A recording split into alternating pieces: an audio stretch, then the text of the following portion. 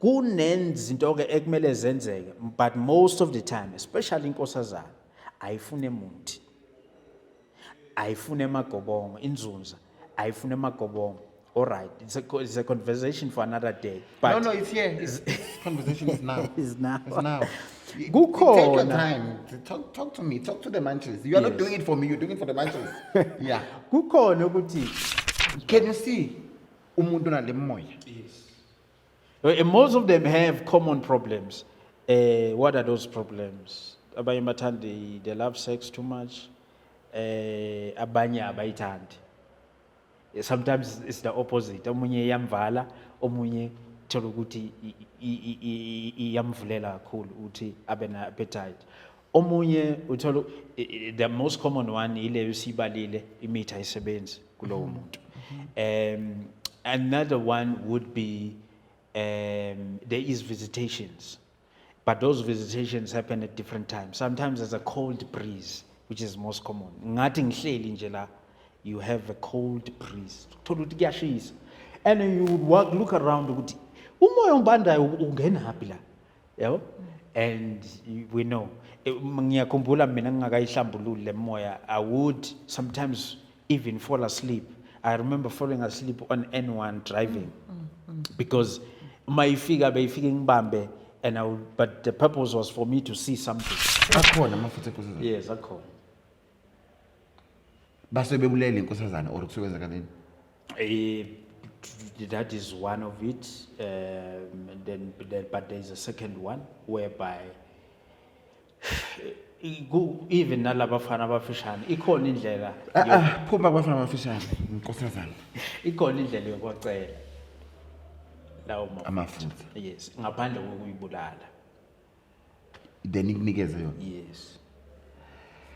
Ladies and gentlemen, welcome to another interesting episode of Munchies and Thoughts.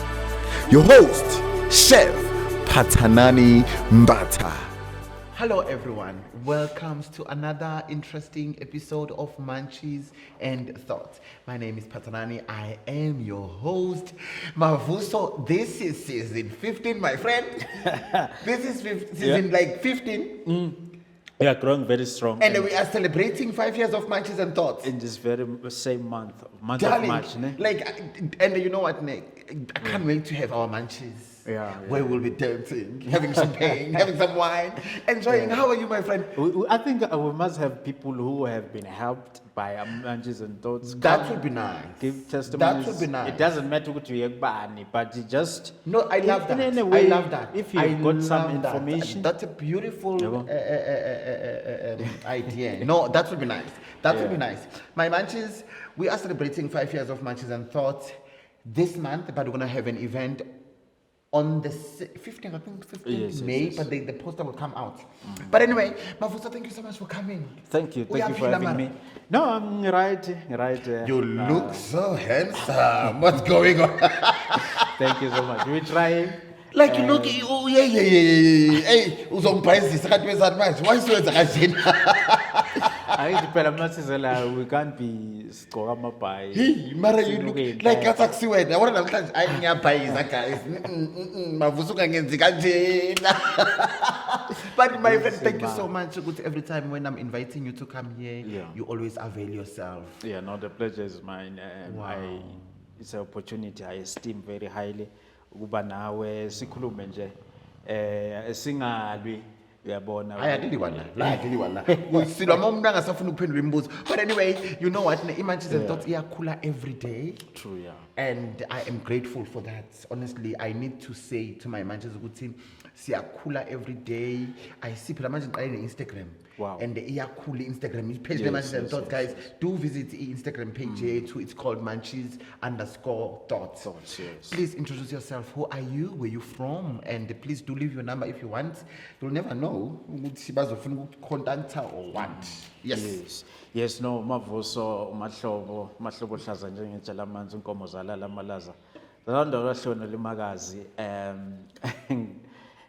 ngikhona ku WhatsApp 0768466131. Cape Town, Vanderbijlpark, which is in the Val, Mpumalanga, Morganzone, just next to Emelo, Sikona. Yeah, siyazama nje ukuthi sincede abantu kulolu lwazi oluncane nathi esilaziyo.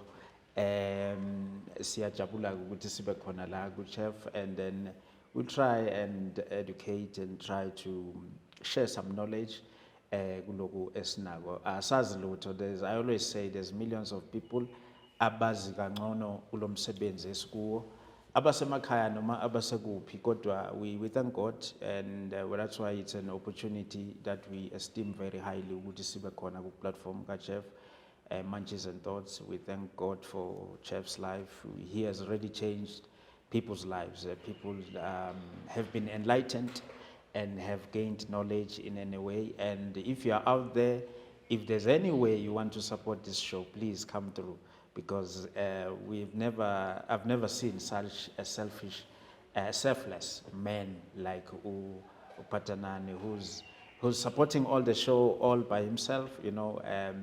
Nathi sikhona sizame lapho nalapho kumnceda khona, kodwa ke it's all about educating and getting knowledge out there, getting people to become better. And there's no other way we can become better people outside of knowledge. Wow.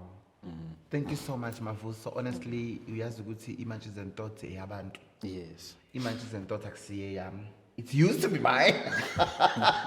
But iMunchies and Thoughts eyabantu, and ngiyabonga kakhulu ukuthi uma ngicela ukuthi ube nami lana uhlale ukhona, and ngiyeza ukuthi when we traveling in tourism like Vanderbijlpark Bay, Cape Town, Mpumalanga. But anyway, thank you so much for joining me, and of course namhlanje Mavuso nje ngifuna ke sixoxe kunezinye izinto engizenzile la eshowini, kunama topic engiwathandile la eshowini, kodwa namhlanje ngifuna ukuzwa nje olunye uvo lomunye umuntu ezofundisa mama nje. Ngifuna sikhulume ngimoya. Le moya ngifuna sikhulume ngayo, ngifuna sikhulume ngomoya wenkosazana, umoya wenzuza, umoya wenkanyamba, umoya kaMamlambo. Le moya le A4 kungabe iyafana?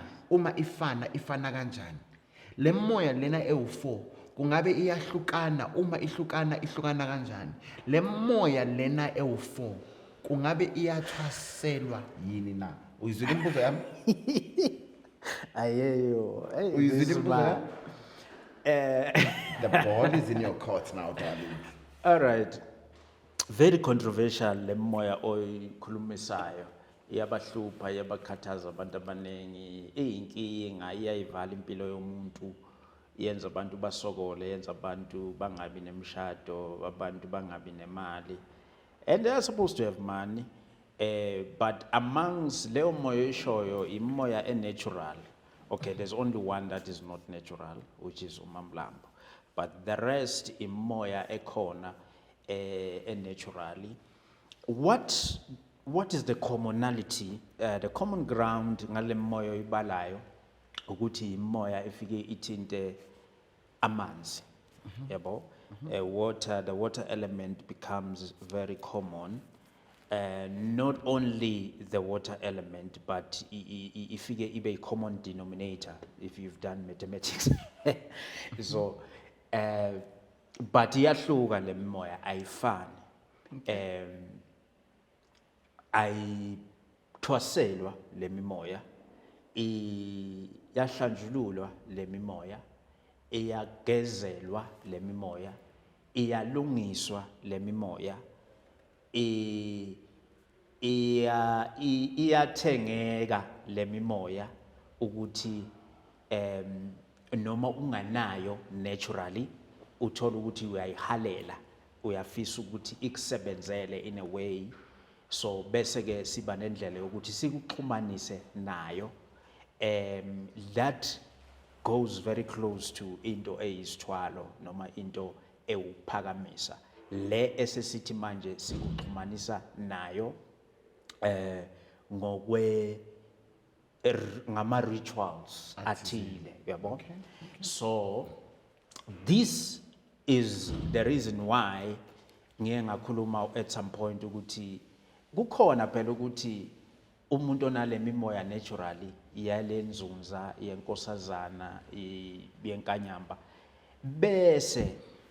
ebe misinterpreted noma abe ebukeke njengomuntu onesithwalo noma nomuntu ohamba nento efunctiona at the same level yesithwalo, because the truth is amagedla inyanga they have come to a level lapho bajula khona bese bebuka ukuthi because of the level of wealth and because of the power and the superiority ephethwe ile mimoya, singenze njani ukuthi uChef Phathanani njoba ekhala ukuthi uyahlupheka noma ukhona into ayifunayo yokuthi aphakame bese simxhumanisa nayo ikwazi ukuthi imlekelele.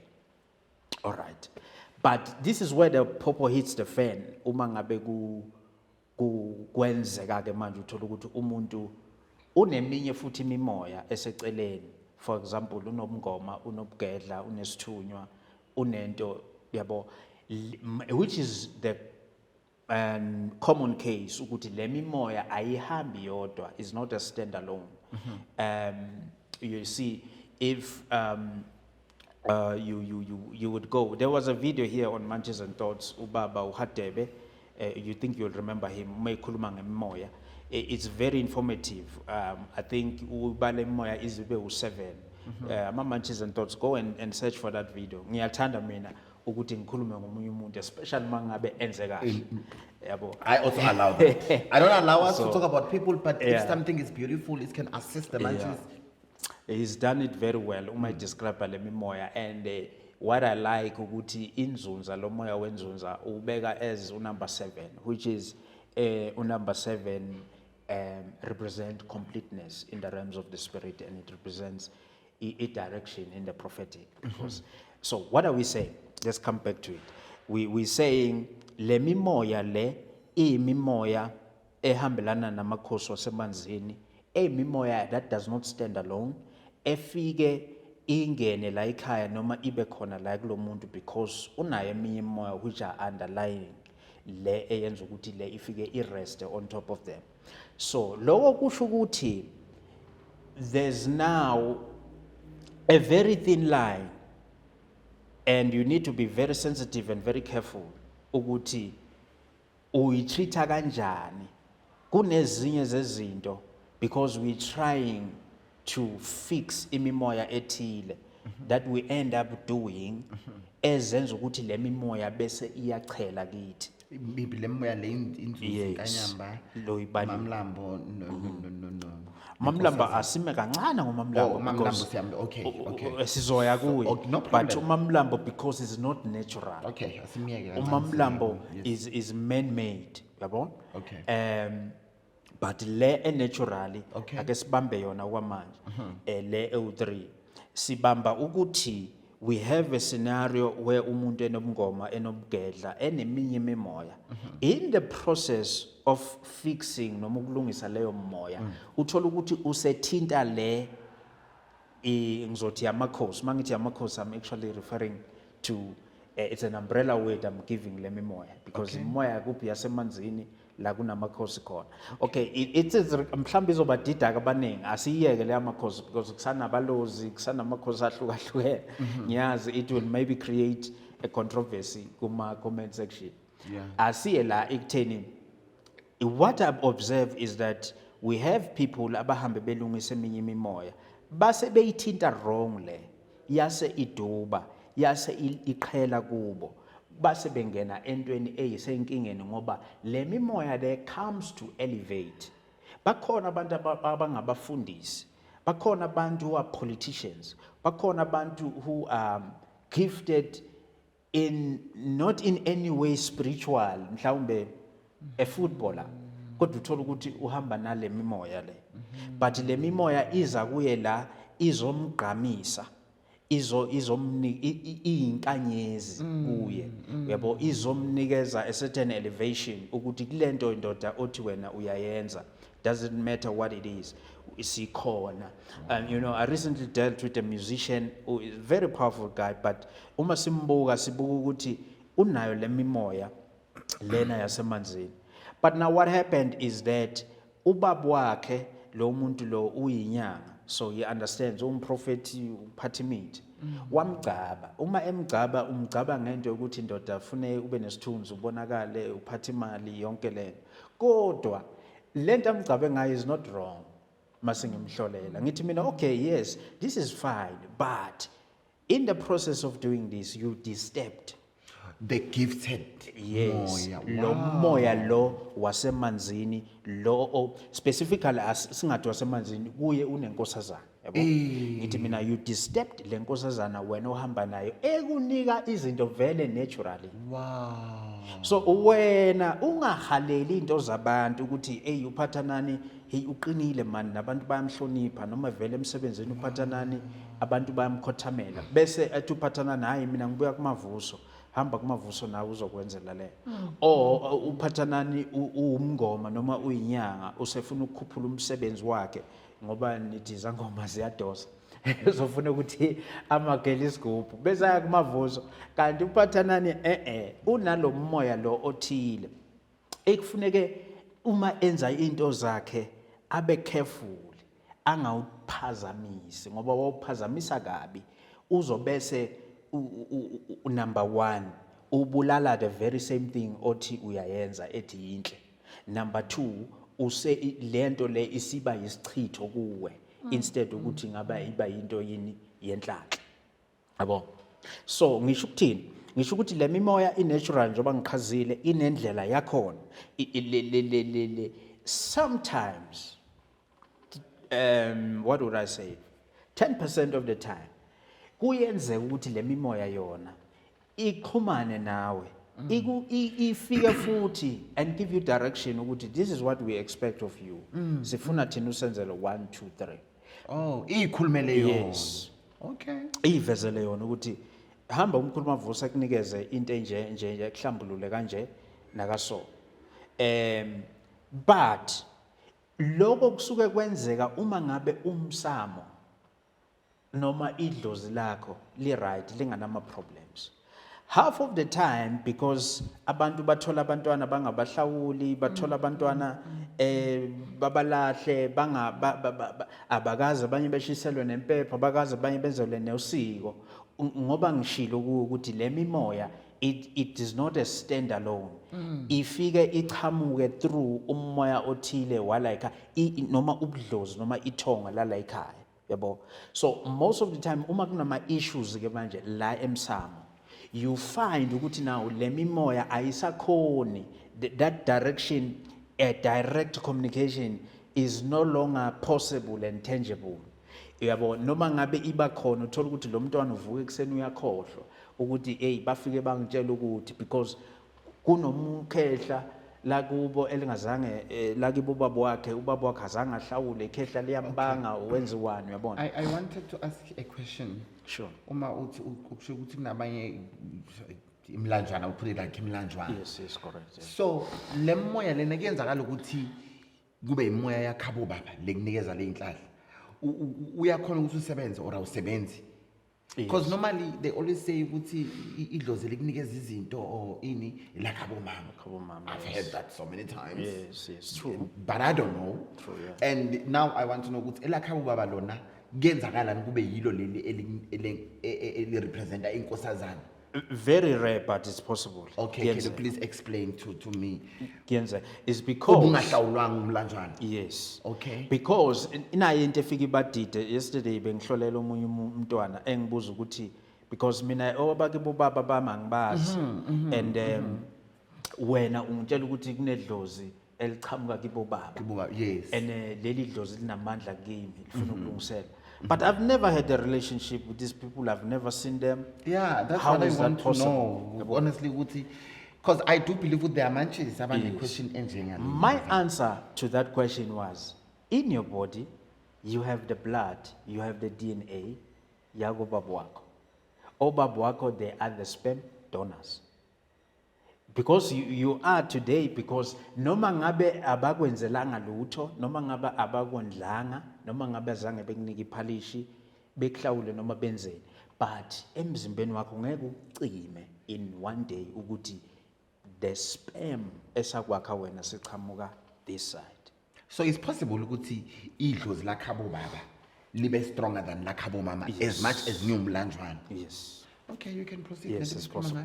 ngayo. The only problem ukuthi uma unaleyo nto enjalo, you've got a problem because kufuneke manje if it's not possible ukuthi beyilungise that error, bayi-correct, ube nabantu abakhona bobaba balungise ukuthi umntwana asimhlenge noma simbuthe sikwazi umgomula ngesizulu simkhiphe kulesi sibongo sakibo mama simlethe ngapha sakibo baba kunama rituals wakhona akenziwayo. Sometimes if that is not possible sekumele ke manje sibuke isimo esiphoqayo ukuthi sibathulise laba bantu. Masithi siyabathulisa sisho ukuthi bevume ukuthi bedle ndawonye lapha kuwe. Ubani oyenza lo nto leyo? Wena. Yes. Okay. Sekufuneka ngiyenze phela ngendlela yes yokuthi laba bakibo mama nalaba biko baba because le ampi ngeke iphele, but we are saying let's take you out of that impi le ekhona yokuthi labantu bakubanga. Let's explain to these people. That's why bathi idlozi is tutor, because idlozi there's nothing as obvious actually obvious. So in anything you will need to address it ukuthi no ngiyazi mina ukuthi there's these issues, but what I'm addressing ngicela ukuthi kusuka today ningangibangi mina lela cala kusilone lami umntwana ngifuna mina into zami nobunhlanhla bakibo baba nomhlanhla bakibo mama ngiyabamkela, ngifuna ukuthi buphile kimi kube yisibusiso, yabo. Okay. Asiqhubeke lento besikhuluma ngayo inkosazana. Ngibuzile ukuthi le moya lena iyathwaselwa yini? Yes, okay. Let's get ayithwaselo le moya, and most of the time, actually 100% of the time, uma unayo naturally, it's supposed ukuthi kube yiyo lekuvezelayo ukuthi ngo3 ekseni sifuna ukuhlangana nawe lapha emanzini. So uphathe 1 2 3. Cha man kunenkinga ekhona la. Hamba kumkhuluma Vuso ekumisele igobongo elije elizogeza ubudlozi obuthile na kanje. So ekuthini iyazikhulumela le. Kodwa uma kwenzeka uthola ukuthi siyafika siyayipick up lento and we identify ukuthi there is a problem in the means of communication ukuthi is not clear. Kunezinto ke ekumele zenzeke, but most of the time especially inkosazana ayifune muthi, ayifune magobongo inzunza, ayifune magobongo. All right, it's a conversation for another day, but No, it's here. This conversation is now. It's now. It's now. Take Kukhona. your time. Talk to me. Talk to the manches. You are not Yes. doing it for me. You're doing it for the manches.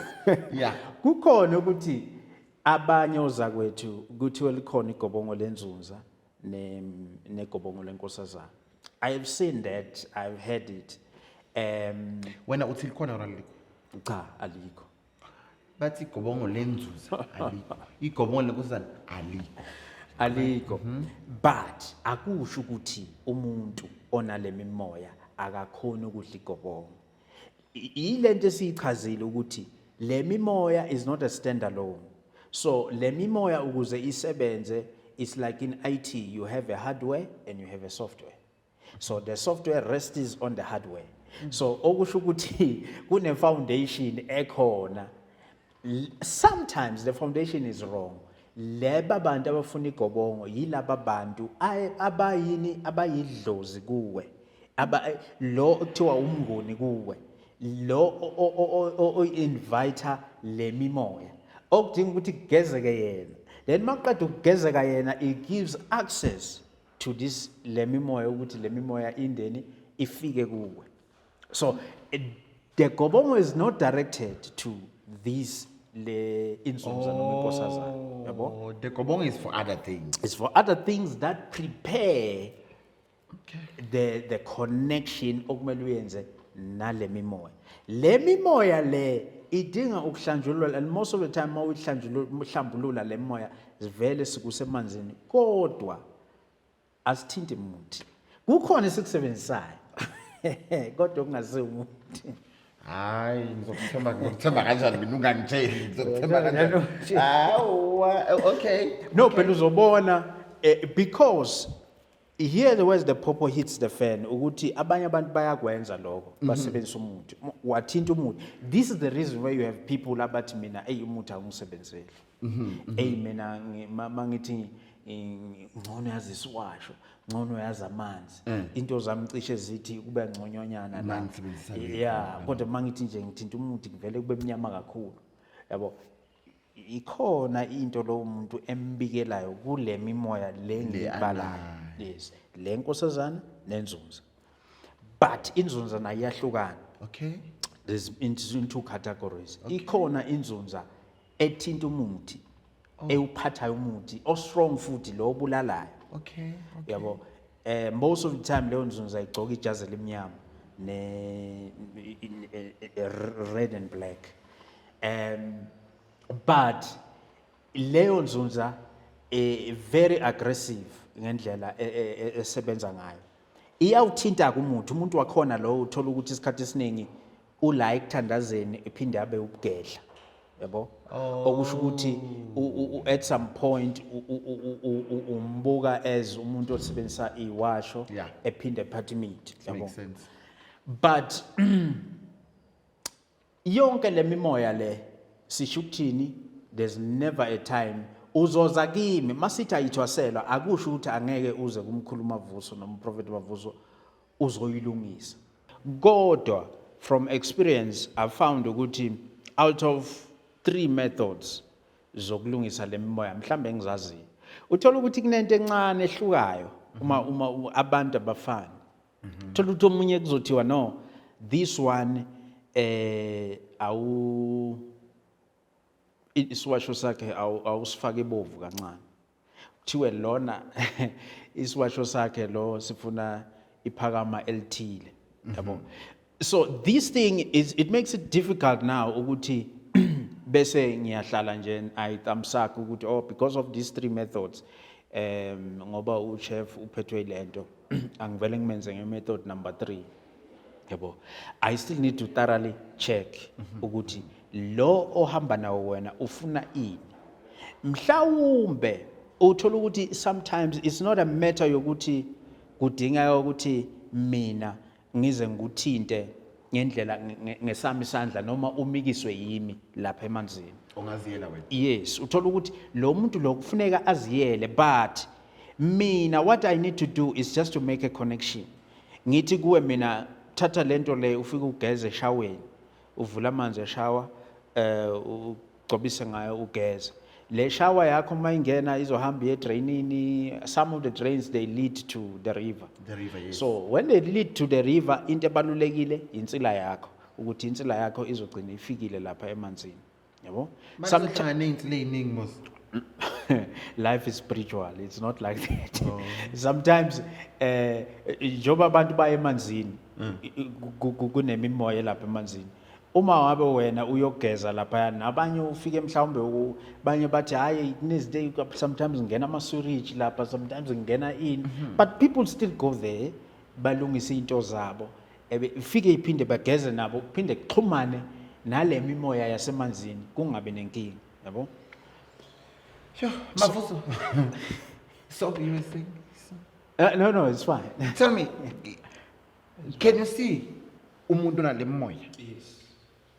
Most of them have common problems. What are those problems? Abanye bathandi, they love sex too much. Abanye abayithandi. Sometimes it's the opposite. Omunye yamvala, omunye thola ukuthi iyamvulela kakhulu ukuthi abe na appetite. Omunye uthola the most common one ile usibalile imithi ayisebenzi kulowo muntu. Another one would be there is visitations, but those visitations happen at different times. Sometimes there's a cold breeze, which is most common. Ngathi ngihleli nje la, you have a cold breeze. Thola ukuthi kuyashisa. And you would look around ukuthi umoya ombandayo ungenaphi la. Yabo? And we know. Ngiyakhumbula mina ngingakayihlambululi le moya, I would sometimes even fall asleep. I remember falling asleep on N1 driving because my figure ngibambe, but the purpose was for me to see something. You can fall asleep for for even 2 seconds, and it will feel like whatever you'll see there, it's like it was an hour. Kulele, yabo? Okay. Now I want to know something. Inkosazana iyabonakala. Yes, So you can see Inkosazana. yes, but special case. It's not everyone who can see it. And it's the same thing with the short boys, amafana bafishane, otikolosho ini. Leya nto leya noma ngaba na umkhovu la endlini, angeke uze ubone wena. Kumele ngikukhothise, kumele ngikwenzise something ukuze ukwazi ukuyibona lento ibe kuphi, ikhona kodwa la endlini. That is why abantu abaningi uma bayihlangana nalento, because isimo sabo suke singakahlambuluki, bagcina ngokuyiphupha emaphusheni. And naye makazoyibona ezoyiphupha ephusheni, sometimes the dream feels so real. Sometimes umunye iyamthatha iye naye emanzini, kodwa imthatha ngokwesimo swane sothongo sokuthi ulele yena. But ebona ukuthi imani bengingekho, uma ebuya emzimbeni wakhe ebekhona lele la, ebona ukuthi hayi bengingekho man, bengihambile. But that is still at the lower level. There is a higher level la ekuthiwa ndoda asambe 3 o'clock lapha ya Clip River siyohlangana lapha kulesa sport. Avuke lo muntu lo ekseni ahambe vele aye lapha. Aye lapha. Yes, usually there's a password. Imfihlo ke lezo eyifike nazo what we call enchantment. Afika azisho lapha ya to summon that spirit. Bakhuluma ngendlela ethile afika angeneke la emanzini. Sometimes umunye sithele nje, I have a friend like that. Ohamba uba nesikhathi ahambe mhlawumbe spend the whole night there. Yabo, or the whole day there. Wena mawufika lapha emanzini lo muntu akekho. Kucwebile la akunamanzi la, akunamuntu la. Uyaphila lo muntu kodwa usithele uhambile. So but there's also another level, level yo eyisithwalo ke le, othola ukuthi lo muntu lo akanayo lento naturally, but mina because of Uyithengile. yes, because of imithi ethile nginayo engiyisebenzayo engifuna ukumthwalisa ngayo, engizohamba ke ngiyokwenza lawo ma rituals lapha ya emanzini. Usually it's done at night. Ufike uwenze bese uyisamona lento, yabo. Ifike iyaphuma ke sometimes ayibone ngamehlo, and then this person will make a request kuyo ukuthi yendoda mina ngifuna 1 2 3. So uyakhona ukuthwala ngenkosazana. Yes. Nenzuzo. Inzunza no, because inzunza you can't see it. Inzunza you can't attribute it to a body. Inzunza most of the time, that's why abantu uma beyiphupha iwumoya othile bayiphupha a python. Then now okay, fine. Then uma ukuthi inkosazana uyayibona kusho amafutha enkosazana akhona mos. Yes. Ngabe ngubhatele nje. Ungitshela. Akhona amafutha enkosazana. Yes, akhona. Base bebulele inkosazana or kusebenza kanini? That is one of it. But there is a second one whereby even nalabafana abafishane ikhona indlela Phuma kwafana abafishane inkosazana. ikhona indlela yokwacela lawo Amafutha. yes, ngaphandle kokuyibulala. Then ikunikeze yona. Yes, So bakhona abantu abajwayele inkosazana. too much. There's a lot. Futhi labo bantu abashadi, because inkosazana is very jealous. Uma ngabe unaleyo moya leyo wathi uthandana nomuntu uyafa lo muntu, either izombulala either kuzokwenza something nje ningazwani. So isikhathi esiningi awubi na umuntu othathe leso sithwalo leso. That's why there's a certain age sikutshela siyakubuza ukuthi usushadile na. Mawuthi awashada sithi uyafuna yini ukushada, athi hayi right noma ngingahlala ngashada. Okay, kulungile. Asikhulume ngenkanyamba ke uMamlambo lo uthe it's not natural. Yes, uMamlambo. Asikhulume ngayo. uMamlambo usually into yokuthwala, into yamandla, kuyinyoka. lezi inyoka lezi ezi-common eniyibonayo abantu bazithenga from the pet shop, umuntu ahamba azigaxile athi hey bese niyamsaba nithi hey lo muntu unenyoka kusho ukuthi wathatha lento noma unento ethile. Most of the time lezo nyoka is useless, azinalutho, it's just a pet, yabo. But le eumamlambo akusiyinyoka ethengwayo, le eumamlambo iyakhandwa ngemithi. One process that I know isikhathi esiningi kusuke kunomuthi othile uma uzothwala esifike siphuzisa wona bese every day constantly ugubha umgodi uhamba uphalaza ngalo muthi ukhanda umamlambo lapho. yes usuke ukhanda. Kuneyindlela eziningi ke, sometimes uthola ukuthi after some days kuzophuma isibungu lapha into ethile ephilayo. Sometimes iba yi-1, sometimes iba yimbili, sometimes you kill one kusale yi-1, then leyo nto leyo yiyo lento kumele uyinakekele ikhule. Leyo nto yakheke ngeinsila zakho because nguwe bophalaza la. Leyo nto yakheke kanjalo. So most of the time umamlambo wakheka kanjalo. Not only that, because abantu bahlakaniphile wena manje, there's different methods zokwenza izinto, but that is just one of them. So that's why I'm saying ukuthi umamlambo uyaba inyoka and a python, but it's not only limited to that, because that thing is a spirit. So inomoya othile leyanto, it can change form as well uma ngabe umuntu enayo. It can be in a form of a bird. Kunenyoni nje la ekhaya elokundinda nje ebusuku njalo efikayo, and most of the time isithwala esidala ke lesamamlambo esidala is from mandulo. So what would happen, people will bazoba naso, but uthola ukuthi bafuyile la ekhaya. But isikhathi esiningi besingahlali futhi ekhaya, besinendawo yaso esihlala kuyo, size nje la ngokuzovisita noma ngokuzokwenza leyo nto le esizoyenza. But is a junior spirit compared to inkanyamba. Though they take the same form. Now umamlambo uma usukhulile ke usungawuthatha ke uwakhele lelo damu noma ufake lapho la uzohlala khona.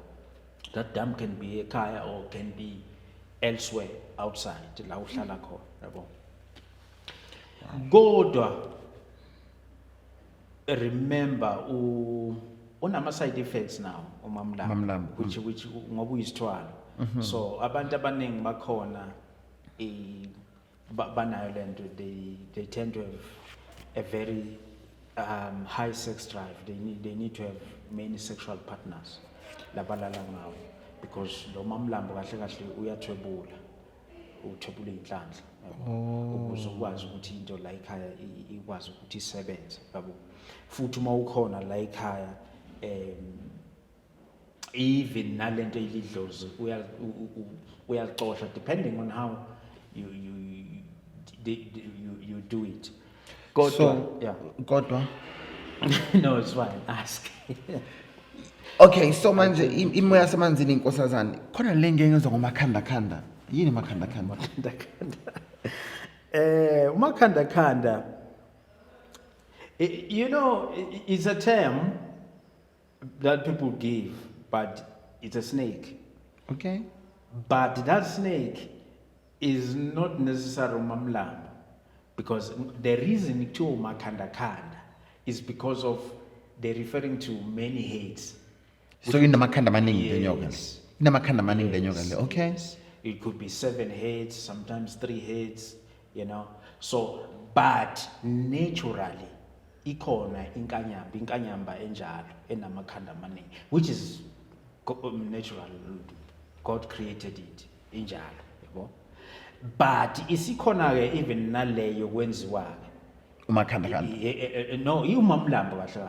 Umakhanda uyumamlambo. Yes. Okay. It's a snake, but the term makhanda is derived from the fact that lento inamakhanda ayina ikhanda elilodwa lenyoka. So inamakhanda maningi. Usually there's 3, from 3 there's 7. You know, there's a specific number. Sometimes 5, but I know 3 and 7 to be specific. Yeah. Namafutha ke futhi lawa ayatholakala. Enkanyamba. Umakhanda. Oh, obviously, angithi uma umamlambo uyatholakala because into a physical. So, ikhona insizi yakhona, uyakhona ukubambeka na. Uyakhona akhona amafutha akhona na. Yabo. But zonke lezi zinto lezi imimoya ethile ehambelana nabantu abathile. What happens here? Uma ngabe wena unale mimoya e3 natural, umamlambo kuwe ngeke usebenze. Because these things, umamlambo is an imitation actually that tries to imitate le mimoya le yasemanzini inkanyamba nani. Nenkosazana nenzuzi, Yes. So lo usuke wenzelwe uvuswa so that we and it tries and match le moya le. Yes. Then inkosana sikhuluma nini ngayo yona? Yenzani ikhona na? No, inkosana is just a different. We have a man-made. Then this one would be a man-made. It will be. It's just a difference. Ebililini. It just means ukuthi lo indoda. Enkosazana is a female. But normally khulunywa ngenkosazana. Yes. Lo wendoda yena akanamandla or kwenzakalani? Very powerful. You can't say that because nazi inkosazana azifani. Khona which is emnyama, black in color, which ifane resembles umuntu omnyama. Then kube khona emhlophe represents umlungu. But normally says lezi zimhlophe emnyama ngaze ngayibona. No, which is most common le emnyama. But nayo inamandla wayo in a particular direction. Le emnyama kakhulu yiyo le gangile le is not for wealth. Le emnyama. Yes. The one for wealth yile emhlophe. Yabo yiyo le abantu yiko mhlambe idume kakhulu because yiyo esuke isetshenziswa noma ecelwa kuyo uma kucelwa into ngumcebo yabo. But le is for protection, is for ukulwa, for impi. Nobuthakathi. Yes, nobuthakathi le emnyama yabo. So which most of the time you never heard of it. Noma wathola amafutha khona nawo wafana. Ale mhlophe nale emnyama. Ahlukene kanjani Mavuso? Okay, amafutha in a naked eye, but in terms of the power, there's ways zokutesta lezi zinto. Uma ngizokunika phela, that's the reason why one of the ingredients engenayo uma sikusondezela inkosazana noma kwenzekile uthola ukuthi uyithintile yasiyaduba lapha kuwe. Funeka abe khona phela lamafutha. Okay, so tell me here, do you think kunabantu abakhohliswayo kuthiwa bathwasa inkosazana or inzuzi? Bakhohliswayo. Yeah. Yes, obviously, too much. Because that's the tricky part. Ukuthi wena ugobela othwasisayo. And then out of 10 yamathwasa akho uthola ukuthi there's 3 of them. Abahamba nale mimoya. But because wena wazi ukuthi bonke labantwana badla egobongweni elilodwa bazoparula same day, wazi ukuthi umuntu makethwasa udliswa igazi, which is a big problem for le mimoya le. Ayifuni igazi noma ngabe usomphothula umuntu wakhona wamfakela igazi iyaduba leyo nto. So kusho ukuthi kunabantwana abaningi abathwasiswa bephuziswa igazi ngamele beliphuze. Yes. Uthola ukuthi omunye umuntu is supposed to go through the process. Kuhluka nje lapha kancane. And sometimes I was so hurt one day, ngihlolela umunye umuntu ngithi mina kunogobela wena waya kuye owathinta lento yakho wayithinta wrong. Wathi kimi ngamtshela ugobela, the lady had a dream the night before. Bamtshela ukuthi asilifuni igazi, utshela ugobela wakhe angalifaka igazi lapha makwenzela 1 2 3. Wavuka ekseni wamtshela ugobela continued.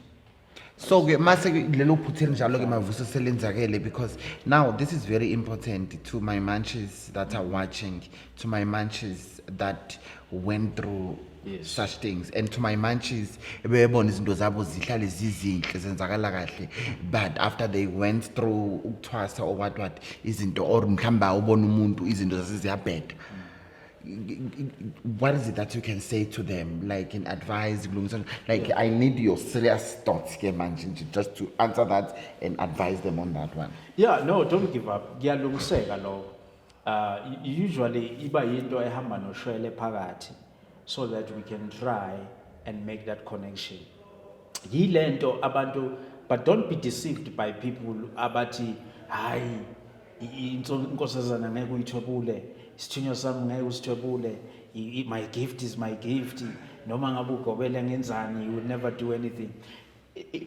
You are not spiritual enough when you say that, because it's not, sometimes lokuthobeleka kwalezi phiwo lezi is not ukuthi siyasuswa kuwe.